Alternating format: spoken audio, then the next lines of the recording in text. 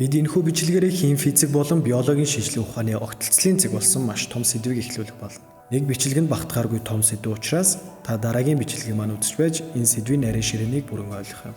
Бид нар шиг энгийн хүмүүсийн хувьд биологи бол амьд байгалыг, харин физик бол амьгүй биетийг судалдаг гэж ойлгогддог. Тэгвэл биологийн салбарч гэсэн амьгүй зүйлсийг судлах шаардлагатай нэгэн сэдв байдаг. Тэр нь амьгүй биетээс амьд организм үүсч бий болсон буюу амьдралын үүслийн талаарх сэдв юм. Амьд байгаль хэрхэн бий болсон гэх асуулт зөвхөн эрдэмтэд гэлтгүй хүн болгоны толгойд бодогддог зүйл. Энэ бүх гайхалтай ан амьд байгаль дэлхий хаанаас хэрхэн яаж бий болсон юм болов гэж хүн болгон л боддог. Даанч бид бодоод ботын шир дөрөв гэдэг шиг зүгээр л бодоод л өнгөрчихдөг.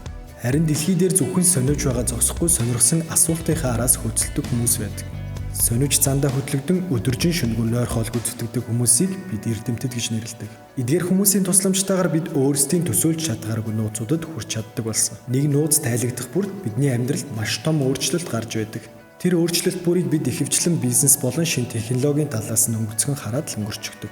Цаадах гол зангилааг нь төдийлөн анхаардаггүй. Бизнес бол улс орныг хөгжүүлэх үндсэн тулгуур. Бизнесийг хөгжүүлэх тулгуур нь шинэ технологи. Харин шинэ технологийн үсрэлт бүрийн ард шинжлэх ухааны шинэ ололт нээлт байдаг. Тийм учраас шинжлэх ухааны шинэ ололт нээлтүүдээс хизээж хоцорч үлдэж болохгүй юм. Тиймээс бүгдээрээ энэ олон онолуудыг чинь тэгээд яах юм бэ гэж залхуураас суулгүй эхнээс нь ханцуу шамлуу орохыг би танаас хүсэж байна. Ингээд сэдв рүүгээ буцаад орцгоё. Орчин үед амьдралын үзлийг 3 онолоор батлахыг хичээдэг. Нэгдүгээрт бурхан буюу бүтээгч, хоёрдугаарт абиогенез буюу амьгүй биетээс амьдрал бий болгох. Гуравдугаарт биогенез буюу амьд биет амьд биетээсээ үүсч бий болох. Бид абиогенез буюу амьгүй биетээс амьд байгаль үүссэн гэх онолын талаар хамтдаа ярих болно. Энэ онол нь шинжлэх ухааны хамгийн төвөгтэй сэдвүүдийн нэг болох амьдралын үүслийн талаарх судалгаануудын яг төвд нь оршдог. Яагад гэвэл их тесрэлтийн онолын дагуу манай ертөнц 13.8 тэрбум жилийн настай. Харин манай дэлхий маань ертөнцөөс 9 тэрбум жилээр дүү буюу 4.7 тэрбум жилийн настай. Дэлхий бий болсноос 1 тэрбум жилийн дараа хамгийн анхны эсүүд бий болсон гэж үздэг. Тэгвэл дэлхий дээрх амьд байгаль маань хамгийн ихдээ 3.7 тэрбум жилийн настай байх. Эндээс харахад 1 тэрбум жилийн турш манай гариг дээр амьдрал бий болох процесс явагдаж байсан байна. Тиймээс үнэн байх хамгийн өндөр магадaltaй онол нь абиогенез болж байгаа юм.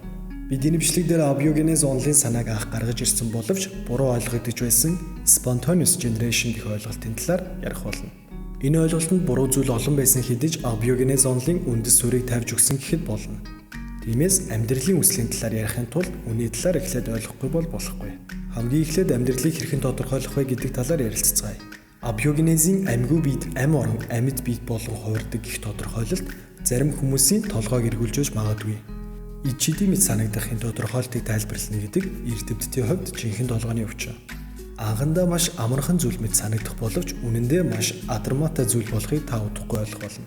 Гудамжинд алхаж буй жоохон хүүхэд хажуугаар нь өнгөрөх муур, эсвэл дээгүүр нь нисч буй шувууг амьд зүйл гэдгийг юм. Харин замын хажуу талын хайрах чулуу, эсвэл гарандах балаа амьгүй зүйл гэдгийг нь шууд л ойлгодог. Тэр ч байтугай тоглоом нь нохоогоор тоглож буй хүүхэд жинхэнэ нохоо харангуудлаа шууд айж зүгтдгийг та өмнө нь харж байсан баг. Хүүхдийн хувьд биед хөдөлж байвал амьд, харин хөдөлгөөнгүй байвал амьгүй зүйл гэж тодорхойлж болох юм. Маш энгийн бөгөөд ойлгомжтой тодорхойлолт. Гэвч цонхны тавцан дээрх цэцэг, эсвэл далайн эргийн чулуун дээрх наалдаж үлдсэн хөдөлгөөнгүй амьдтыг амьд болохыг нь хүүхэд ойлгохын тулд түүнд хэнийг нь тайлбарлаж өгөх шаардлагатай. Бүр цаашлаад зөвхөн микроскопоор харж болохоос бичил биетүүдийн ертөнц рүү буух үед мэрэгжлийн хүмүүсийн хүртэл мэддэггүй асар том ертөнц рүү алхан орж байгаа юм. Энэ хэмжээст хийм болон физикийн шинжлэх ухаан биологитой холилдож эхэлдэг. Манай дэлхий дээр маш олон төрлийн амьд болон амьгүй биетүүд оршин байдаг. Энэ нь өргөн цар хүрээг хамарсан ангилал хийхэд улам хэцүү болгодог.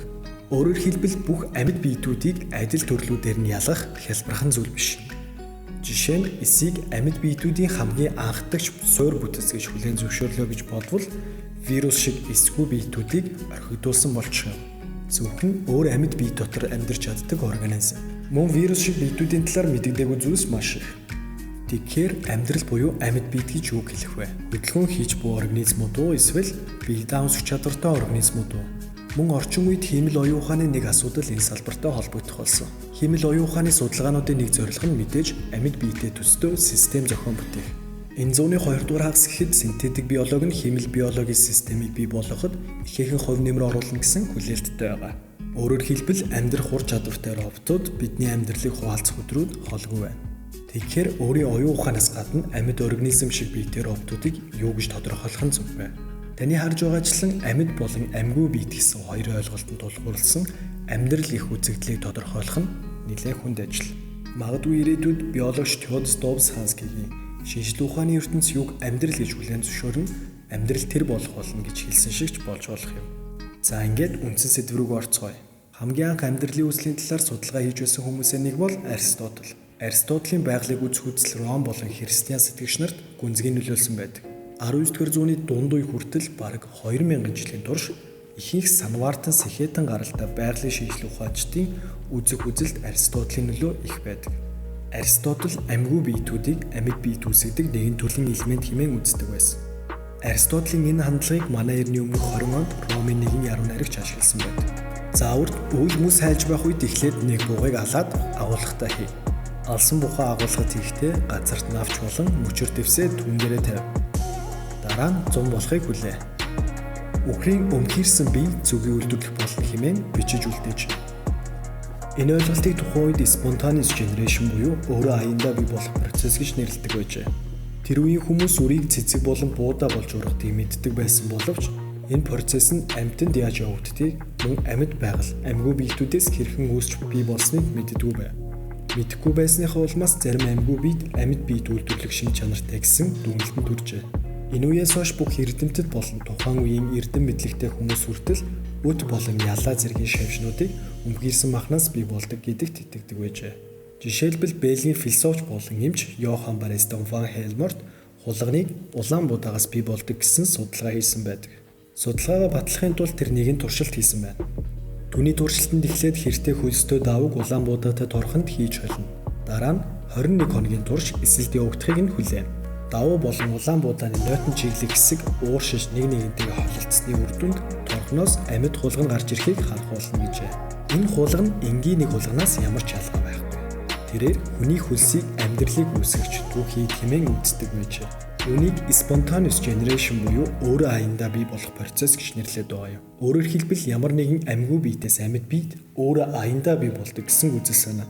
Spontaneous generation-ийн багныг Флоренцийн ордны эмч болох Италийн байгалийн шинжлэх ухаанч Франциско Редигийн 1868 онд танилцуулсан маш энгийн бөгөөд ухаалаг нэгэн туршилт анх удаа ганхуулсан байдаг. Редигийн туршилт болох хүртэл ялааны агуулдаг өмхийрсэн махнаас өтнүүдийг болохоор ялзарсан алимнаас үүсдэг хэмээн итгэдэг байв. Туршилтандаа хамгийн эхлээд Реди 3 шилэн савнд махны жижигхэн хэсгүүдийг хийдэг. Дараа нь нэг дахь савны амыг нээлттэй орхиж, хоёр дахь савны амыг нь зөвхөн агаар оруулах нүхтэй тороор боож, үлдсэн нэгийг нь ямар ч агаар оруулах боломжгүй болгож тагладаг. Хэдэн өдрийн дараа харахад ам нь онгорхоо савнаас бусдад нь ялааны агуулдаа байхгүй байж.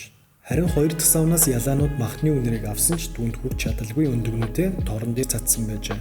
Гэвч шинээр гарсан өндөгнүүд нь хангалттай тэжээл авч чадаагүй улмаас тэндээ өгсөн байж.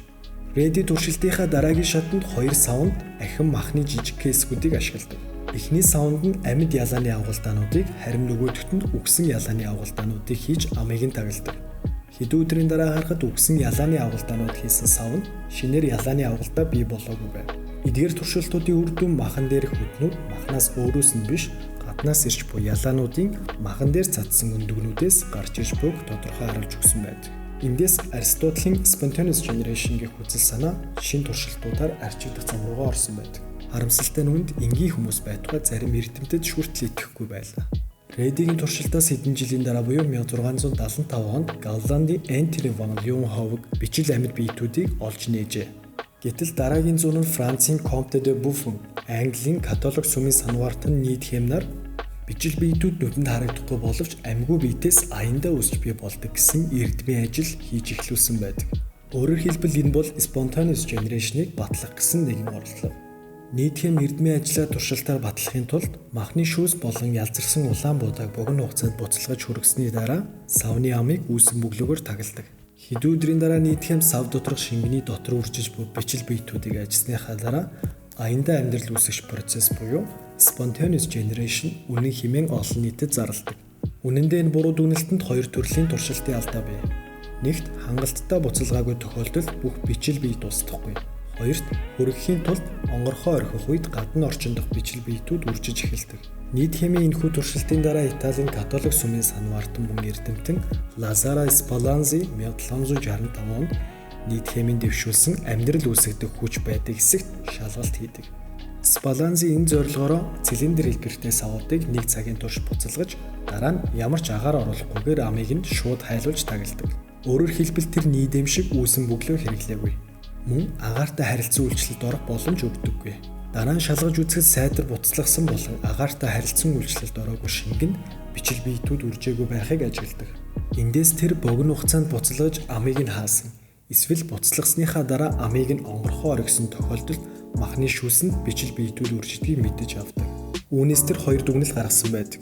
Нэгт бичил биетүүдийг үүсгэх хүч гэж байхгүй. Харин тэд агаараар болон шингэнээр дамждаг. Хоёрт бичил биетүүдийг богино хугацаанд буцлагсан үед бүрэн устдахгүй. Спалланзи буцалгах хугацааг 1 цаг болгож мөн агаартай холилдох боломжийг тасцснаар надамын амьдралын хүч эрдмийн ажлыг хүчингүй болгодог. Өөрө аяндаа бий болдог процессыг дэмжигчтэй үзэж буйгаар Спалланзагийн туршилтууд үүнийг зөвхөн агааргүй орчинд хийх боломжгүй гэдгийг баталсан хэмээн үзэж байна. Харамсалтай нь Реди болон Спалланзагийн туршилтууд хүмүүсийг итгүүлэхэд хангалтгүй байлаа.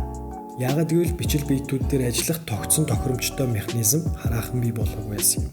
Spontaneous generation-ыг бүрэн бүс үгүй хийхийн тулд шинжлэх ухаан 19-р зууны дунд үе хүртэл Францын алдар шинжлэх ухаанч Louis Pasteur-ыг хүлээх шаардлагатай байв. Pasteur Spallanzaгийн 1765 онд хийсэн туршилтыг 1861 онд бараг 100 жилийн дараа ахин туршиж үзсэн байдаг. Түүний хийсэн анхны туршилтууд нь амжилттай болсон ч агаар болон тоосон зөртэй харилцан үйлчлэлд орсон махны шүүс нь бичил биетүүдийг олж харсан байдаг. Үүний эсрэг болох агаар болон тоосон зөртэй харилцан үйлчлэлд ороогүй үед ямар нэгэн бичил биет үржихгүй байгааг яг таг баталж харуулж чаддаг. Үүний дараагаар тэр хуны хүзүү гэж нэрлэгдсэн лонхоор хийсэн туршилтаа ахин давтдаг. Энэ лонх нь гадагшаага нэгддэг Есүсэг шиг хэлбэртэй урд мөрийг шилэн хоолойтой. Яагаад заавал ийм мөрөө хоолой вэ гэхээр агаар болон тоосон цартай наалдсан бичил биетүүд шилэн хоолойн чиглэг хананд наалдаж шингэн төрж чадахгүй юм. Удаа хугацааны турш хийсэн эдгээр туршилтуудын эцэст ямар ч бичил биет өөрөө аяндаа үржидгүй болохыг баталж чаджээ. Харин агаар биш тоосон цороор дамжсан бичил биетүүд доторх орчныг эвддэг байв. 100 жилийн турш үргэлжилсэн туршилтын эцэст Spontaneous Generation-ийн үзэл санааг шинжлэх ухаан арай хийн бут зохиж чаджээ. Эндээс харахад олон системдээ амьд биетнүүдийн адил бичил биетнүүд өөрсдөө ижил төстэй өвдөө зүйлээс үрждэг байх. Гэхдээ эдгээр туршилтуудын үр дүнд их эрдэмтэд амьдралын үүслийн талаар судлах нь одоо ямар ч хэрэггүй ажил хэмээн бодож эхэлсэн байдаг. Хэрв бүх амьд биетүүд өөр амьд биетүүдээс үрждэг бол амьдрал нь эхлэл болон гарал үүсэлгүй бөгөөд яг л матер шиг өнгөрсөн ирээдүггүй мөнхийн үзэгдэл юмгих үзэл санаа дэлгэрч эхэлсэн байдаг. Эндээс харахад Spontaneous Generation гэх ойлголт буруу байсан хэдиж амьд биетийг амьгүй зүйлээс үүсдэг гэх санаа нь зөв байсан юм. Зөвхөн болж буй процессыг буруу ойлгож тайлбарлаж байсан гэхэд болно. Энэ ойлголтоос санаа аван урган гарч ирсэн орчин үеийн шинжлэх ухааны нэгэн онол болох абиогенезийн талаар дараагийн бичлэгтээ дэлгэрэнгүй ярих болно. Амьдрал яаж бий болсон талаарх сонирхолтой нэгэн онол бидний хүлээж байна.